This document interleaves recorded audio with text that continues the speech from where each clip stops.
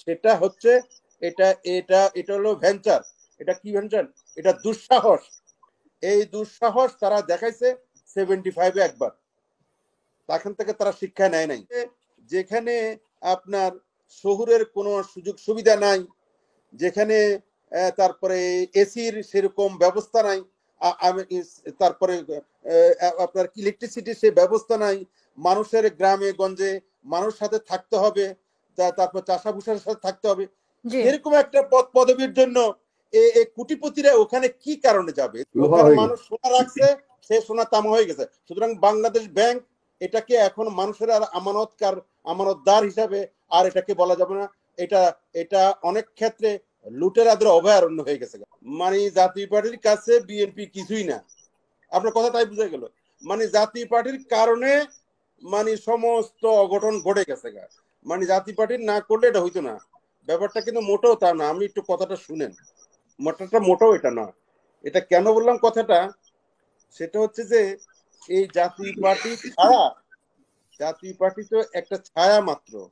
আমি তো বললাম না জাতীয় পার্টি হচ্ছে বাই চান্স, এখন হচ্ছে বাই চান্স বিরোধী দল।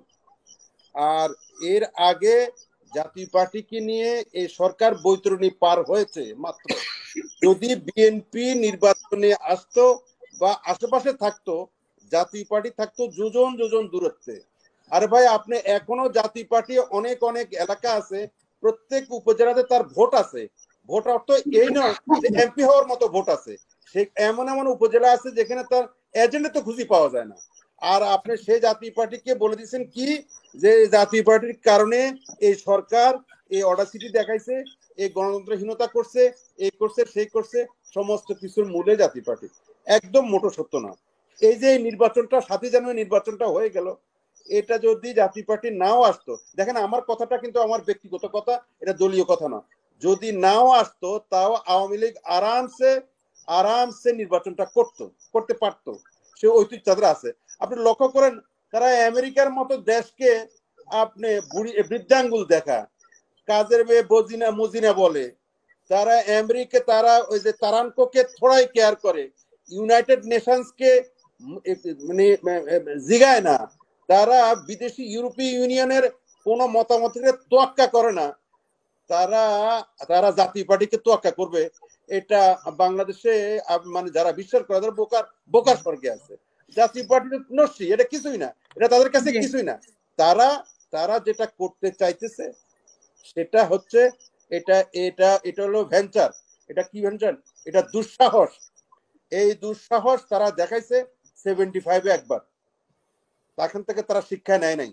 তারা সেখানে যখন হোঁচট খাইছে, এখন তারা এক এক করে 2018-তে 2008-এ তারা পার পাইছে, 2014-তে তারা সাহস পাই গেছে গা, 2018-তে তারা আরো সাহস পাইছে, এবং এবার তারা 16 কলায় সেটা পূর্ণ করছে। এবং এটার জন্য আপনি দায়ী করেন আর কি করেন, আপনি এটা সম্মিলিতভাবে বাংলাদেশের সবাই এটার জন্য দায়ী। এটার জন্য দায়ী কিন্তু জনগণ না। আপনি বিন্দু মাত্র এদেশের জনগণকে দায়ী করতে পারবেন না। আমরা যারা নেতা কর্মীরা আছি, দল করি, দল সুশীল সমাজ আছে, রাজনৈতিক দল আছে, প্রেসার গ্রুপ আছে, শ্রমিক শ্রেণী আছে, ছাত্র সমাজ আছে। আমাদের সময় ছাত্র সমাজরা যেভাবে রাস্তা নামছে এবং যেভাবে আন্দোলন সংগ্রাম করছে, এর সিকিবাগ আন্দোলন সংগ্রাম করতে পারছে, এটা সিকিবাগ সে সাহস কি দেখাতে পারছে? কেন দেখাতে পারছে না? ছাত্র সমাজ বেড়ে আসলে কার এত সাহস আছে? কিন্তু এখন পর্যন্ত ছাত্র সমাজের সেই যে গৌরবোজ্জ্বল ইতিহাস তাদের আছে গণতন্ত্রের জন্য, স্বাধীনতার জন্য, এমনকি গণতন্ত্র পুনরুদ্ধারের ক্ষেত্রে, সেই আমরা তো সেই নমুনা দেখছি না। সুতরাং জাতীয় পার্টিকে শুধু শুধু দোষ দিয়ে কোনো লাভ নেই। আমি আরেকটা কথা বলি, জাতীয় পার্টি তো আসলে একটা মেইন স্ট্রিম, যেটাকে বলা হয় রাজনৈতিক দল, এটা তো বিকল্প শক্তি রে ভাই। এটা একটা বিকল্প শক্তি, ব্যালেন্সিং পার্টি। বিকল্প মানে আপনি না থাকলে আমার দিয়ে কোনো দিয়ে ঠেক দেবেন। জাতীয় পার্টি হয়েছে যে মানে পাল্লার মধ্যে বিকল্প শক্তি। অসংখ্য ধন্যবাদ মাহমুদ ভাই, অসংখ্য ধন্যবাদ। আমি শেষ করে দিচ্ছি। সেই জাতীয় পার্টিকে নিয়ে আমার মনে হয় এত আপনারা মাথা ঘামাচ্ছেন এবং জাতীয় পার্টির কারণে এত কিছু হচ্ছে, এটা ঠিক না। এবার শেষ করে দিচ্ছি, ওই যে আপনার ব্যাংকের কথা বললেন, আর একটা কথা বলি যে উপজেলা নির্বাচনে আমি পত্রিকায় দেখলাম, আপনি আশ্চর্য হয়ে যাবেন যে মানে 117 জন লোক পাওয়া গেছে প্রার্থী যারা কোটিপতি। ওকে, কোটিপতি। এখন দেখেন একটা উপজেলাতে যেখানে আপনার শহরের কোনো সুযোগ সুবিধা নাই, যেখানে তারপরে এসির সেরকম ব্যবস্থা নাই, তারপরে আপনার ইলেকট্রিসিটির সেই ব্যবস্থা নাই, মানুষের গ্রামে গঞ্জে মানুষ সাথে থাকতে হবে, তারপর চাষাভুষার সাথে থাকতে হবে, এরকম একটা পদ পদবীর জন্য এই কোটিপতিরা ওখানে কি কারণে যাবে? এদের কারণটা কি? কারণটা একদম পরিষ্কার। কারণটা পরিষ্কার হচ্ছে যে কথাটা আমি বলছিলাম, এমপি, মন্ত্রী, উপজেলা চেয়ারম্যান কেন হইতে চায়? এটা হইতে চায় এজন্যই, যিনি কোটিপতি আছেন উনি আরো কোটিপতি হবেন। যিনি কোটিপতি আছেন উনি যেভাবে কোটিপতি হয়েছেন, যে পদ্ধতিতে কোটিপতি হয়েছেন, যেভাবে মানুষের টাকা মানুষের টাকা আত্মসাৎ করে আপনার সরকারি জমি দখল করে আর আপনার চুরি চামারি করে আপনার এই যে ইয়াবার ব্যবসা করে, অবৈধ ব্যবসা করে যেভাবে টাকা বানাইছেন, এটাকে তো জায়েজ করতে হবে, এটাকে তো টিকায় রাখতে হবে।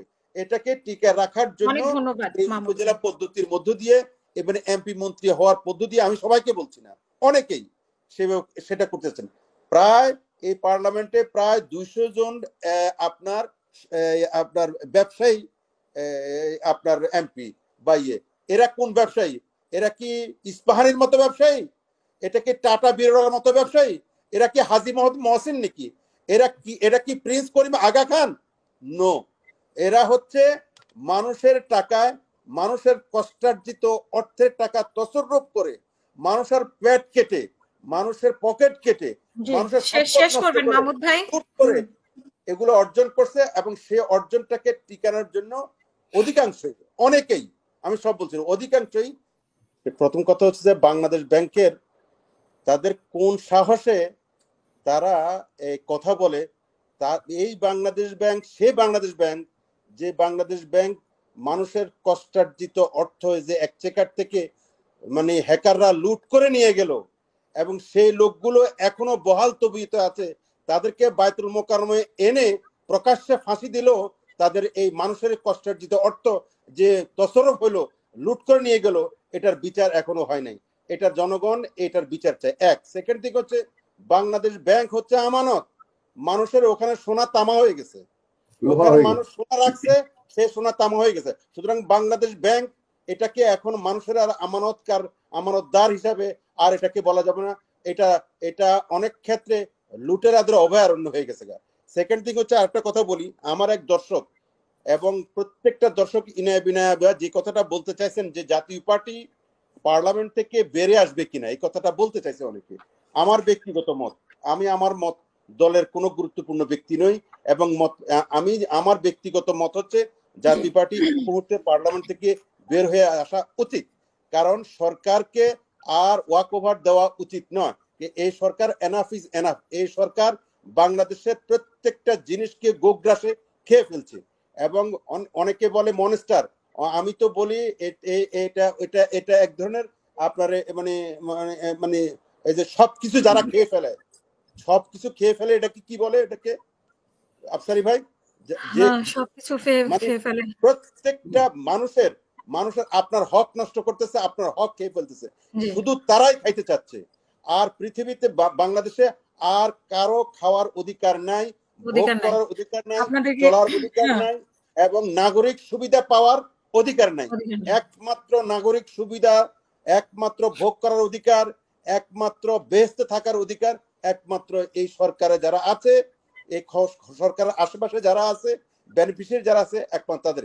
সুতরাং এদেরকে কোনোভাবেই আর কোন ধরনের সুযোগ দেওয়া উচিত নয়। অসংখ্য ধন্যবাদ মাহমুদ ভাই, মেজর আফসারি ভাই, অসংখ্য ধন্যবাদ আপনাদের দুজনকে। সরকারের বিরুদ্ধে, দর্শক আপনাদেরকে মাহমুদ ভাই আরেকদিন কথা বলা উচিত।